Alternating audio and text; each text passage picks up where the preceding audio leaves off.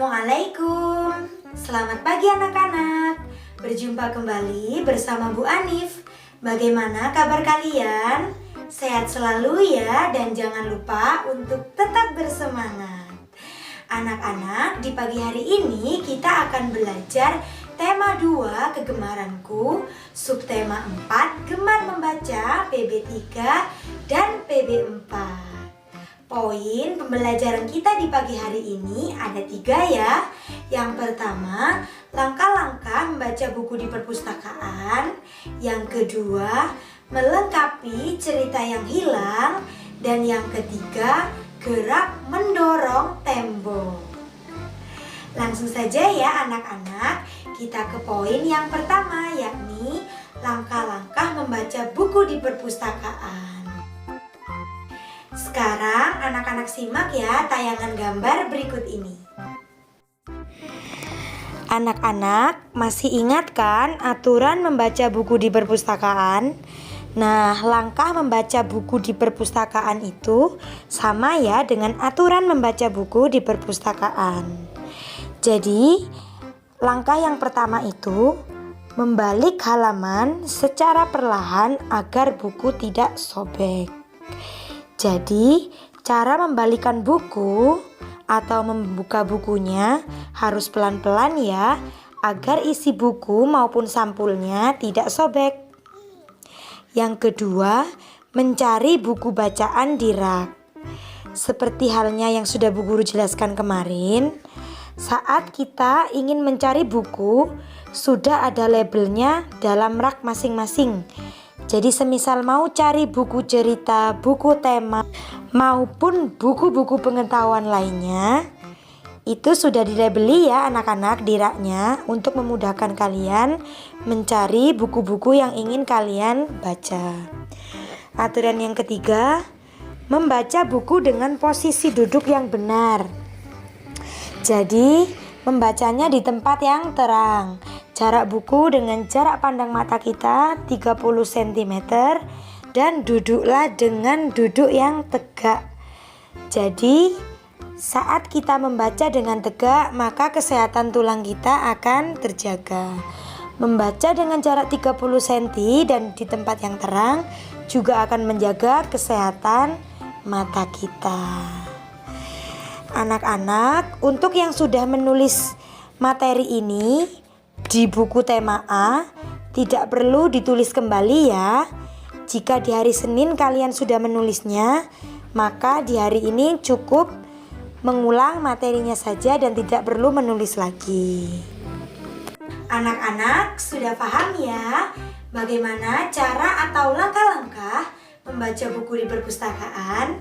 Sekarang kita lanjutkan ke poin yang kedua, yakni melengkapi cerita yang hilang. Sekarang anak-anak simak kembali ya tayangan gambar berikut ini. Anak-anak perhatikan teks berikut ini. Namaku buku. Hai, namaku buku. Aku berisi berbagai cerita dan ilmu. Ceritaku tertulis di halaman-halamanku. Aku senang jika kalian membacaku.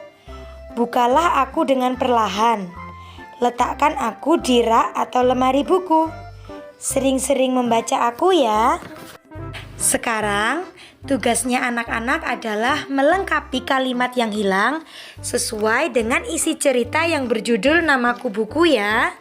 Seperti hai namaku titik-titik, kalian isi sesuai dengan cerita yang sudah Bu Guru baca tadi.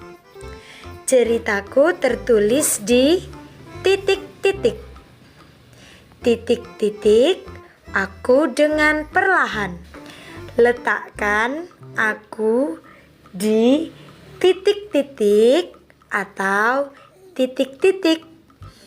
Jadi, saat mengerjakan tugas ini, anak-anak harus membaca lagi ya cerita yang berjudul Namaku Buku. Selamat mengerjakan anak-anak. Bagaimana anak-anak? Sudah paham ya cara melengkapi cerita yang hilang? Sekarang kita lanjutkan ke poin yang ketiga, yakni gerak mendorong tembok. Anak-anak, gerak mendorong tembok itu sangat penting ya untuk menjaga kekuatan otot tangan kita dan otot kaki kita. Bagaimana cara gerak mendorong tembok?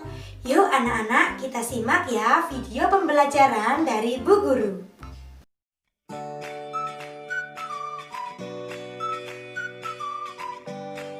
Selamat pagi anak-anak, berjumpa kembali bersama Bu Guru dan Mas Farid. Hari ini kita mau olahraga lagi ya, tapi olahraganya beda loh dari yang kemarin. Hari ini kita mau olahraga apa nih Mas Farid? Gerak mendorong tembok. Oke, simak terus ya videonya.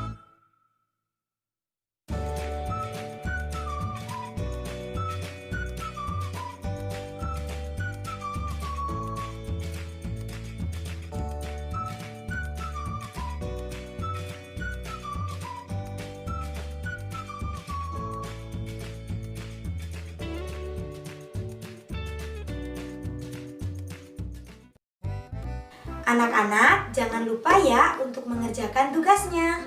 Demikian untuk pembelajaran tema di pagi hari ini.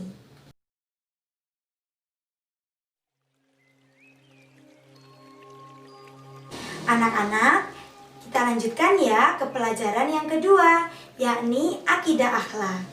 Di pelajaran akidah akhlak ini, kita akan membahas sifat-sifat yang dimiliki oleh Nabi Muhammad atau Rasulullah SAW. Sebelum kita belajar sifat-sifat yang dimiliki oleh Nabi Muhammad, anak-anak ada yang masih ingat tidak apa itu tauhid? Yakni percaya bahwa Tuhan itu hanya satu, yakni Allah SWT. Jika ada yang menyembah selain Allah, maka dia sudah melakukan perbuatan syirik ya anak-anak. Dan orang yang melakukan perbuatan syirik dinamakan dengan musyrik. Lanjut, sekarang kita mengenal sifat-sifat yang dimiliki oleh Nabi Muhammad. Nabi Muhammad itu memiliki akhlak yang terpuji. Akhlak yang terpuji itu apa? Akhlak terpuji itu adalah akhlak yang baik. Nabi Muhammad juga disebut dengan uswatun hasanah. Apa itu uswatun hasanah? Uswatun hasanah itu artinya suri tauladan yang baik. Kita harus mencontoh sifat-sifatnya Nabi Muhammad, karena Nabi Muhammad itu adalah teladannya umat muslim. Sifat yang dimiliki Nabi Muhammad itu ada 4. Apa saja anak-anak? Sifat yang dimiliki oleh Rasulullah dan Rasul-Rasul lainnya itu ada 4 ya. Yang pertama ada siddiq, yang artinya benar, jujur, dan tidak berbohong. Yang kedua ada tabligh, yang artinya menyampaikan.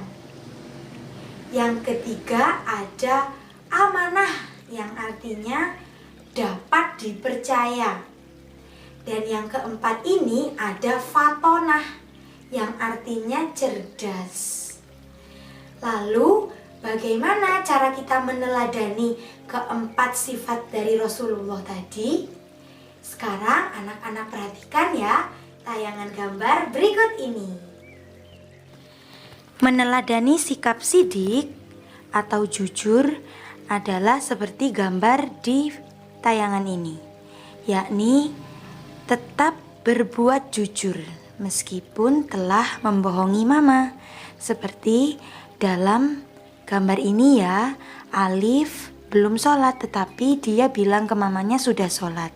Saat main dia merasa tidak tenang karena belum melaksanakan sholat. Akhirnya Alif pulang kembali dan jujur kepada mamanya kalau dia belum sholat dan akan sholat dulu kemudian melanjutkan mainnya. Di hari Minggu sebelum ibu berangkat ke pasar, ibu berpesan kepada kakak untuk membersihkan rumah bersama Alif.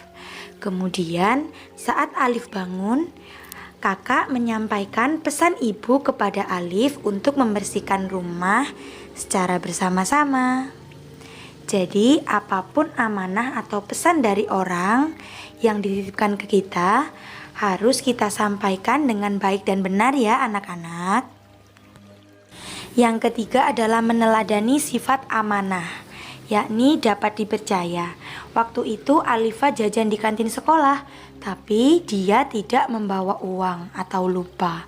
Kemudian dia dipinjami oleh temannya. Keesokan harinya dia harus mengembalikan ya uang yang sudah dipinjam tadi, atau dengan kata lain harus membayar hutang karena sudah dipinjami oleh temannya tadi. Yang keempat adalah cerdas atau fatonah. Untuk meneladani sikap cerdas atau fatonah, maka kita harus rajin belajar ya, dan jangan mudah menyerah dalam belajar. Baik anak-anak, sudah paham ya tentang materi akidah akhlak di pagi hari ini? Jangan lupa untuk mengerjakan tugasnya ya. Demikian untuk serangkaian materi, tema, dan akidah akhlak di pagi hari ini. Semoga bermanfaat ya untuk kita semua. Bu Hanif akhiri, sampai jumpa dan wassalamualaikum.